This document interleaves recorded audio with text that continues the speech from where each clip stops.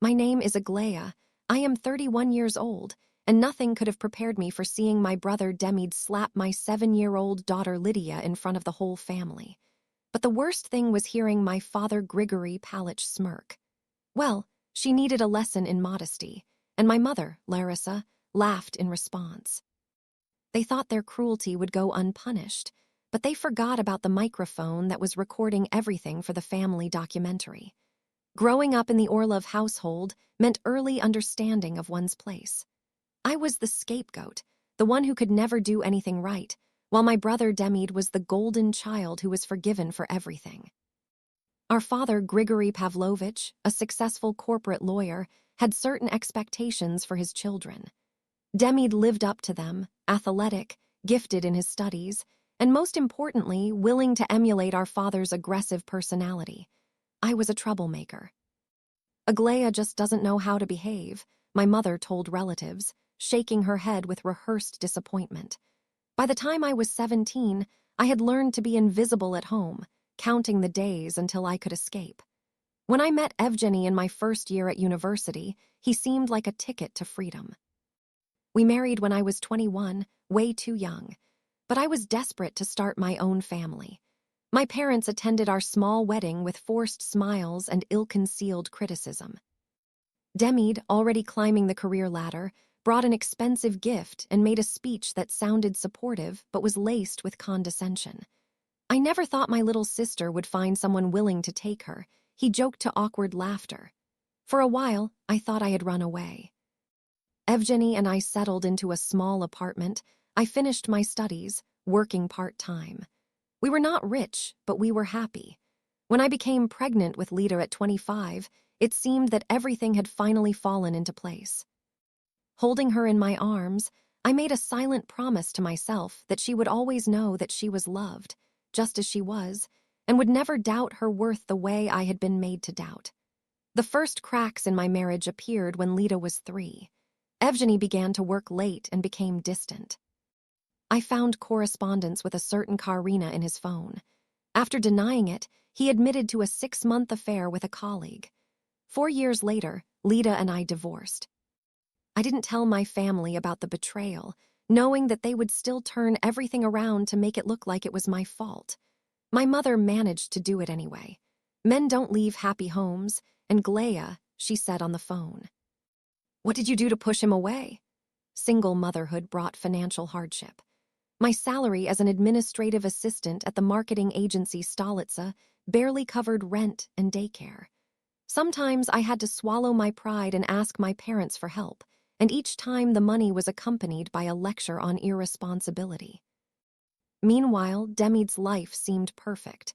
He became the youngest vice president at his financial company, Meridian, and married Natalia, a pediatrician from a wealthy family. If only you tried as hard as your brother, his father said, you'd have something to show for it. Despite everything, I wanted Lida to know her grandparents and uncle, so when the annual family reunion at their dacha on the Istra Reservoir approached, I decided to go for the first time in 3 years. Are you sure? My friend Tamara asked. They've never been supportive of you. They are still a family, I answered, though my stomach sank. And Lida loves the lake. Lida was delighted with the trip. At 7, she was a bundle of curious energy, and she loved to sing, filling our small apartment with music. Will Uncle Dimit be there? And Grandma and Grandpa? She asked as we packed.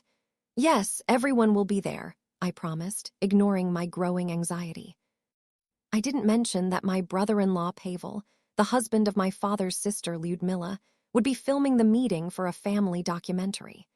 My father had insisted on documenting the Orlov family legacy, especially Demita's achievements. As we drove to the dacha, I repeated mantras in my head. It's only 3 days. I can handle it. I'm not that scared little girl anymore. Looking back, I realized I was trying to convince myself of the impossible. You can't protect someone from a toxic environment by putting them right in the middle of it. The Orlovs' dacha, a monument to old money and pretentiousness, greeted us coolly. Mother Larissa, in pressed linen trousers, cast a critical glance at me before smiling more warmly at Lida. Father Grigory Pavlovich, standing by the fireplace, merely nodded a greeting, without interrupting the conversation of the option. Dimit and his wife Natalia appeared from the kitchen. "Well, the prodigal sister has returned," he announced loudly.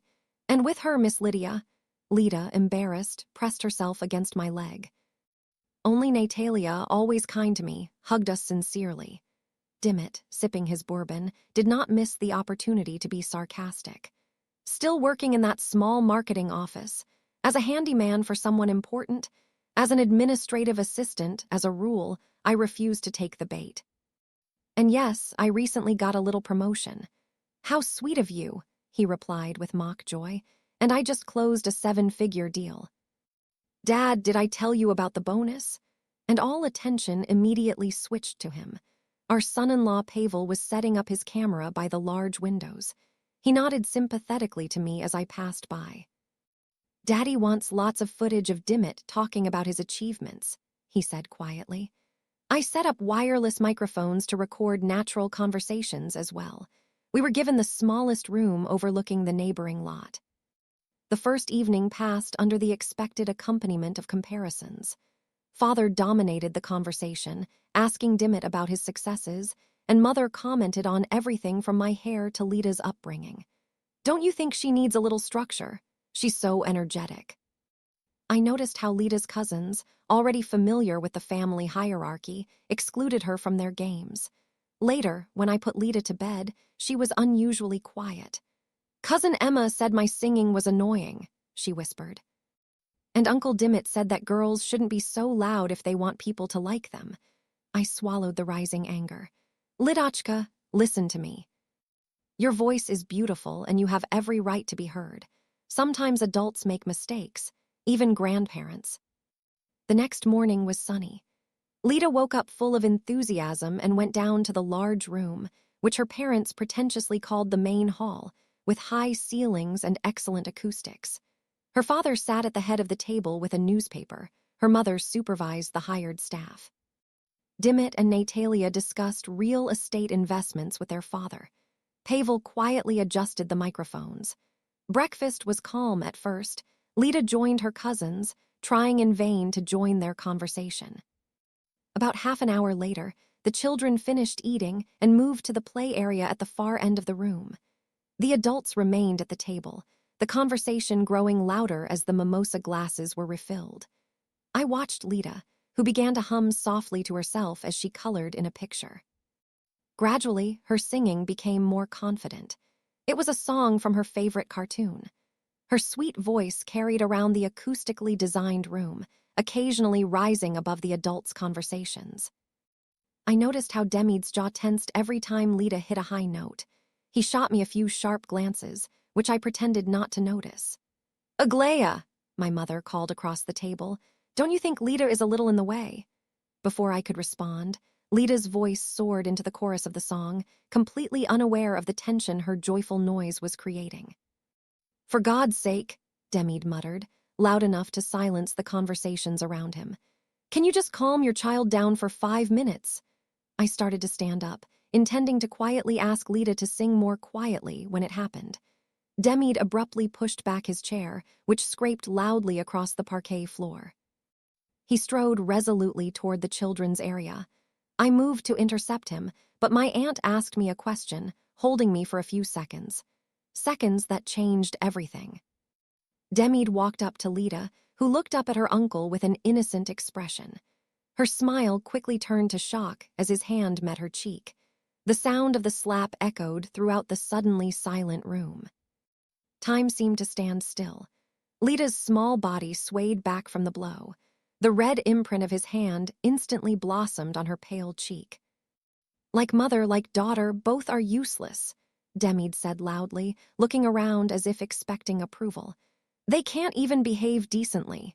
My father's voice brought me out of my stupor. "Well, she needed to be taught a lesson in modesty," he said with a grin. "Girls today are not taught manners." My mother's ringing laughter rang out. I finally came to my senses and rushed to Lida, who began to sob. "What's wrong with you?" I whispered to Demid. "She's 7. She was old enough to know that the world didn't revolve around her noise. "It's cold," he replied. Father folded the newspaper carefully. Aglaia, as always, you exaggerate. A little discipline never hurt anyone. At that moment, I noticed Pavel, frozen by his equipment, his face pale. Microphones, documentary microphones were on and recording everything. You know what, I said, picking Lita up. We've had enough, we're leaving. Oh, stop being dramatic, my mother said dismissively. It was a light slap. A light slap leaves no mark, I replied, turning so that she could see the red spot on Lita's face. We headed for the stairs under Demid's mocking shout. Are you running away again? That's the only thing you can do. While I was packing our things, Pavel quietly knocked on the door. I wrote it all down, he whispered. The slap, Demid's comment, your father's words, your mother's laughter. Everything. I can make you a copy before they make me erase it all. Cold clarity washed over me. Do it. Meet me at my car in 20 minutes, he said. I'll download the audio to a flash drive. As we were going down, my mother intercepted me. Where are you going? Home, I answered evenly. Or did you think we would stay after Demid hit my daughter? If you walk out that door, my father warned, you can't expect any more financial help. Keep your money, I said calmly. It's not worth it. As promised, Pavel was waiting by his car. He pressed a small flash drive into my hand. The audio is as clear as a tear, he said quietly. Be careful. They will understand that it is from me. Thank you, I whispered. I will not give you away unless there is an urgent need. The journey to Tamara's apartment passed in silence. Lita dozed in her baby chair, and I tried to process what had happened and figure out what to do next. Tamara met us at the door, hugging first Lita and then me. I've prepared a guest room for you, she said. Stay as long as you need. That evening, after Lita had fallen asleep, we were sitting in the kitchen with the flash drive and Tamara's laptop. Are you sure you want to listen to this again? She asked. I need to know exactly what was said, I said, and I need a witness who is not a family member. The recording was worse than I remembered. The casual cruelty in Demid's voice as he called us useless. The satisfied smirk, the audible chill in the father's comment, the mother's ringing laughter, all of it painted a picture of people who saw nothing wrong with hitting a child. Oh, my God, Tamara whispered as the recording ended. I knew your family was toxic, but this... I know, I said, my resolve hardening. The question is, what do I do about it? You could go to the police, she suggested. It's assault on a minor, no buts. You could, I agreed, but you know how it works. Without this record, it would be my word against theirs. They would hire the best lawyers and paint me as an unstable single mother trying to extort money from successful relatives. So you're going to let them get away with it? I shook my head slowly. No, Demid crossed the line today, and there must be real consequences. In the following days, while Lita and I were getting used to our temporary life at Tamara's, I began to act. I first took Lita to a pediatrician, who documented the fatting bruise and referred us to a child psychologist, Dr. Galina Sergievna. Lydia has classic signs of an acute stress reaction, Galina Sergievna explained after their first session. Anxiety around male authority figures, sleep disturbances, and a reluctance to do things that used to bring joy, especially singing. Will she be okay? I asked. Children are amazingly resilient with the right support, she assured.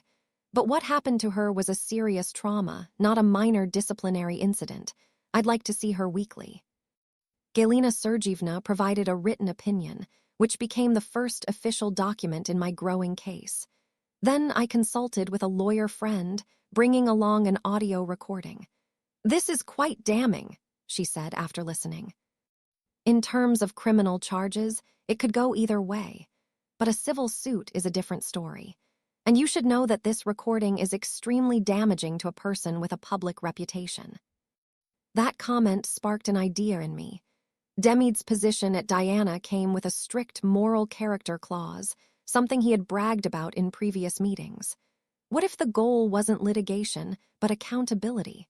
That night, I began to look more closely at Demid's professional life. His company's website extolled his community involvement, including serving on the board of directors of the Children's Worship Foundation and mentoring youth business programs. The irony was almost perfect. The turning point came 3 days after we left the dacha. Lita woke up screaming from a nightmare. Uncle Demid was chasing me. She was sobbing into my shoulder. He wanted to hit me again because I was singing. While I was calming my daughter down, my decision was finally made. Demid had taken away Lita's sense of security and the joy of singing. He had made her ashamed of her voice, just as my parents had done to me when I was a child. This vicious cycle had to be broken. The next morning, I put my plan into action. I created an edited version of the audio recording, cutting out only the key moments. The sound of the slap, Demid's comments, Dad's words to cool it, and Mom's laughter. Then I wrote a dry, dispassionate summary of what had happened and sent the clip along with an email to 3 strategic recipients. First, Meridian's board of directors. Secondly, to the management of the children's charity fund, The Future of Children. And thirdly, to the organizers of the mentoring program where Demid worked with high school students. Each message was professional and restrained. I explained that I felt ethically obligated to share this information, given Demid's influential position. "Are you sure about this?" Tamara asked as I hovered my finger over the send button. "There's no turning back," I replied confidently, thinking of Lita's tears. No child should have to doubt their worth because an adult couldn't control their anger. Demid made his choice when he hit a 7-year-old for singing, and these are just consequences. It was only a few hours before my phone exploded. Demid found out what I had done. His messages changed from threatening to panicked. "What have you done?" Demid from the directors called an emergency meeting. "They are talking about my temporary suspension. You must immediately tell them that this is a family misunderstanding." His parents joined him. His father was cold and furious. "You betrayed your family for attention." The mother wrote in desperation, "Please call us. We can fix this together." I blocked them all. That same evening Pavel called. "Demid is going crazy at his parents' dacha," he whispered. "They know I wrote everything down, but they don't know I gave you a copy. Demid is threatening to sue you for slander." "Let them try," I answered calmly. "The truth is an absolute defense against slander."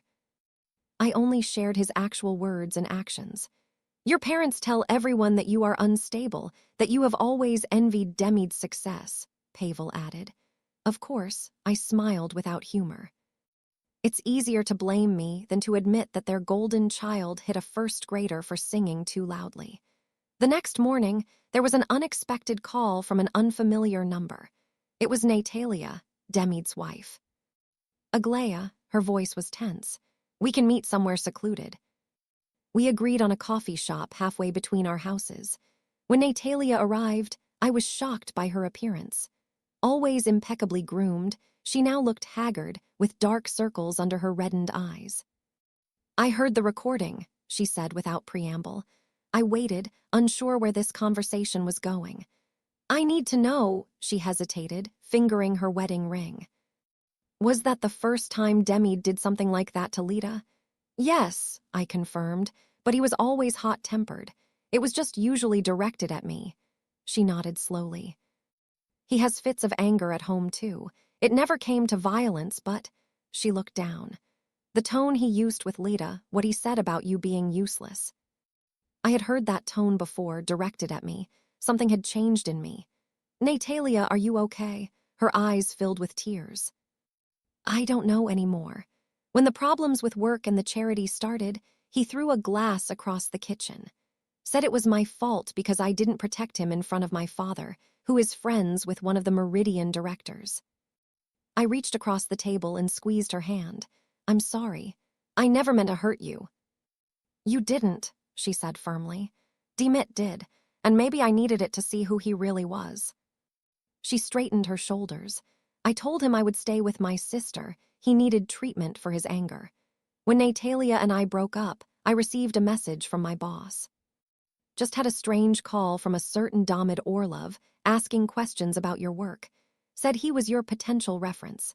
I didn't share the information. Everything is fine." My brother was clearly trying to get dirt on me.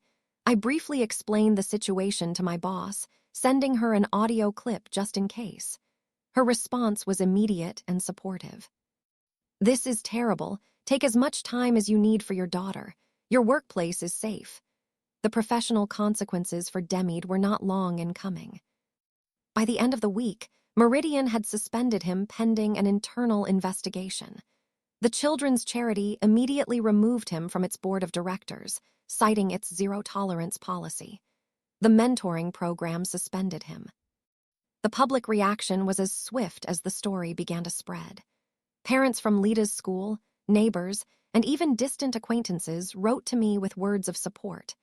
Demid tried to control the rumors, claiming that I was manipulating the footage and using Lita as a pawn in a family dispute over money. Few believed him after listening to the audio. Pavel called again. "I just wanted you to know," he said quietly. Several other relatives have privately admitted to me that they have seen Demid be physically aggressive with his nephews before. They were too afraid of your parents' reaction to say anything, but now they support you. The knowledge that Demid's behavior could have affected other children in the family has strengthened my resolve. It wasn't just about Lita anymore. It was about breaking the pattern of violence disguised as discipline. Demid's attempts to contact me were becoming increasingly desperate. He was torn between rage and manipulation. I remained silent, focused on healing Lita and our path forward. The foundation had been laid. The truth was out, documented and irrefutable. What happened next depended on how Demid and my parents would react to this truth. As in the third week after the incident, the consequences of Demid's actions swept through both his professional and personal lives. The investigation in Meridian ended with his demotion from vice president to non-customer-facing employee, a significant blow to his status and salary. Natalia moved out of their home and filed for divorce, but the real turning point came when Marfa Stepanovna, my grandmother, my father's mother, and the family matriarch, called everyone to her home. "This has gone too far," she announced over the phone. "I want to hear both sides, and I want the family to make peace." "There are no two sides to beating a child, Grandma," I replied. "Perhaps not," she conceded, surprising me. "But there has to be a solution, Sunday at 2. I'm waiting for you." The tension in my grandmother's formal living room could have been cut with a knife. My parents sat on the antique sofa. Demid leaned against the fireplace, his eyes bloodshot. Natalia sat separately in a chair by the window. Grandma was the last to enter, at 87, radiating authority. "I've lived long enough to see 5 generations of this family," she began without preamble. "And I've never been so disappointed as I am today. Mom, if you'd only listened to our side," Father straightened up. "Grigory, I may be old, but I'm not insane," she cut him off sharply. Pavel was kind enough to share the recording with me. I heard everything that happened. The room went silent. "Demid," she turned to him, "you hit the child for singing. Your behavior is unforgivable." "It wasn't such a hard spank," Demid flared up. "Everyone exaggerates." "Shut up," my grandmother snapped. "When a grown man hits a child, force doesn't matter. What matters is the betrayal of trust, the abuse of power." She turned to my parents. "And you too encouraged it, laughed at it. Martha, you don't understand. Aglaya was always difficult." "Larissa, I raised your husband," her grandmother interrupted. "I know very well where Demid learned such behavior." Her gaze moved to my father, who turned pale. "Grigory was punished cruelly by his father, too cruelly. I regret every day that he didn't stop it. I won't make that mistake again." A heavy silence fell over the room. "Aglaya," the grandmother continued, "you did what I should have done decades ago. You protected your child, and I respect you for that. I did not expect such a union." "Nevertheless," she continued, "this family stands at a crossroads. Healing is possible, but only through responsibility." "Responsibility?" Demid exclaimed. "I was publicly humiliated, demoted at work. Isn't that enough for one spank?" I finally found my voice. "It's not about punishment, Demid. It's about admitting what you've done. Lita has nightmares." She stopped singing. She asked me if she was bad. My voice shook. A 7-year-old thought she deserved to be hit because adults had made her believe she was wrong. I didn't want to, Demid began and fell silent. Exactly, I continued. You didn't want to traumatize her. You just wanted to control her, make her small and quiet.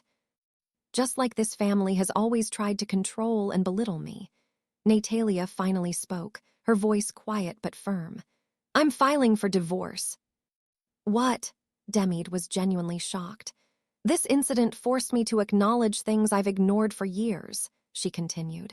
Your anger, the fear I feel when you come home from drinking. You never hit me, but when I saw what you did to Lita, I realized where our relationship was headed. The meeting ended in a split, the family divided by values, not by blood. Demid had lost everything. 6 months later, our small apartment had become a haven of laughter and safety. Lita was making amazing progress. She began singing again, even joining a children's choir.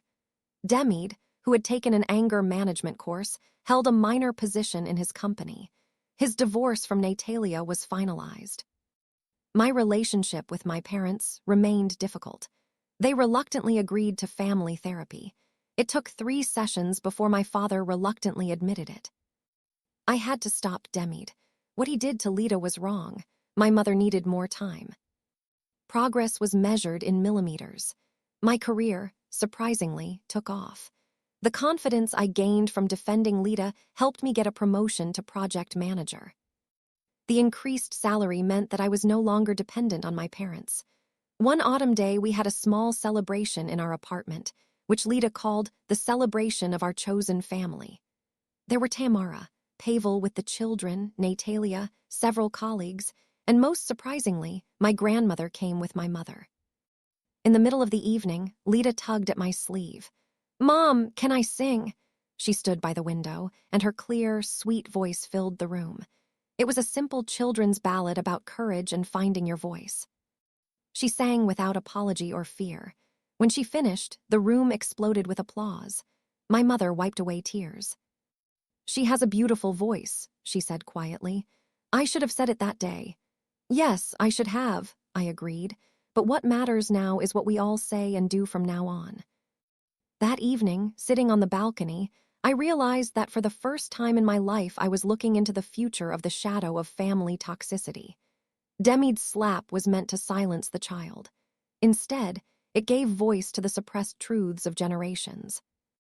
By trying to make Lita small, he unwittingly helped me discover how strong I could be.